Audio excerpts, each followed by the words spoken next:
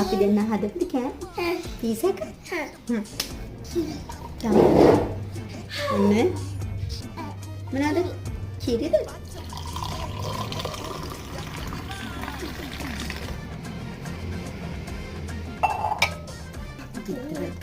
ගිත්තරයක් ගත්තද? මේකට කිව්වේ. ගිත්තරයක් ගත්තද කිරි එකට දාන්න. මේද? මේ මොනවද කියලා දහන්න මෙයා. මේවා තමයි ඊස්ට්. මොනවද? ඊස්ට්. කිරි එකට දෙන්න. තව එකක් දාන්න. ගොඩක් දාන්න. රස නැද්ද නැත්තම්? අන්න දැම්මා. ඇතිනේ?